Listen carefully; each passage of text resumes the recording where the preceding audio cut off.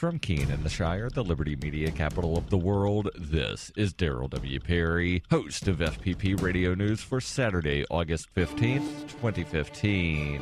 Silver is trading at $15.26 per ounce. Gold is valued at $1,115 per ounce. And according to BitcoinAverage.com, the average price of Bitcoin is $268.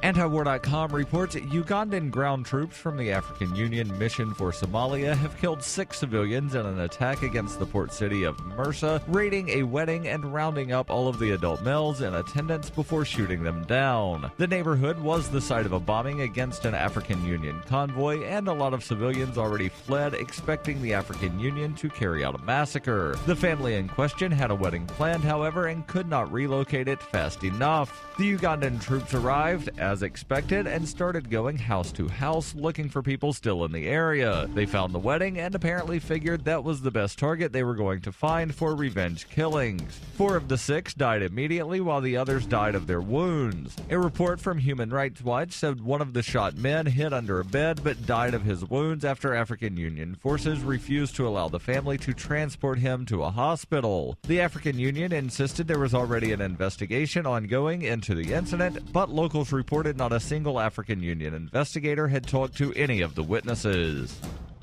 For over 35 years, Robertson Roberts has been a trusted source for buying and selling your investment-grade precious metals. They also take Bitcoin for precious metal purchases and permanently removed the minimum purchase order for all orders paid in the digital currency. Call Robertson Roberts today for knowledgeable advice on investing and a forward-thinking approach to new technologies. 850-478-5270 or online at rrbi.co.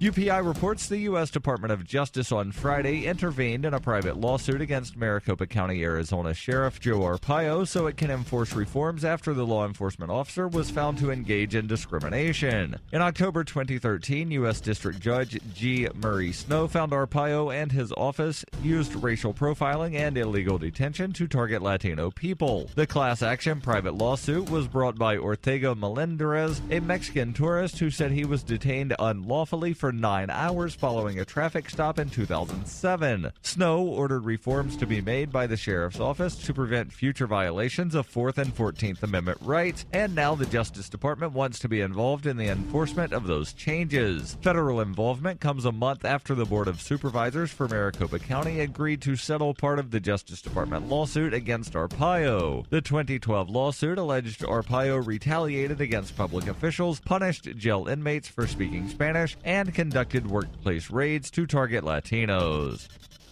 You can support FPP Radio by joining the Fans program. Fans are friends, allies, and numerous supporters. Fans help FPP afford to produce more original content. To learn more or to join the Fans program, visit fans.fppradio.com.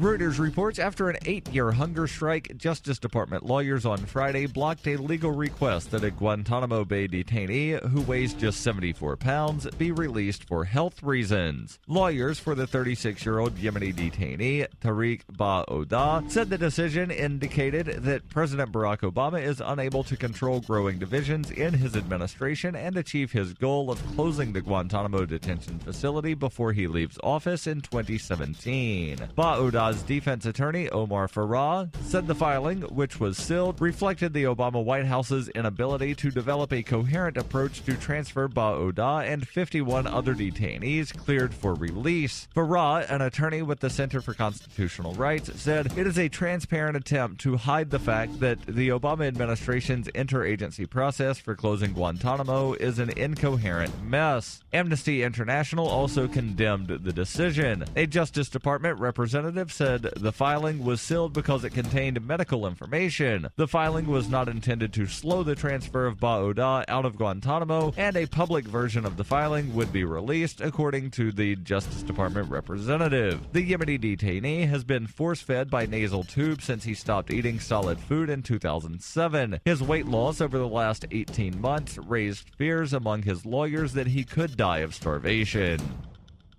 This has been FPP Radio News, online at fppradio.com.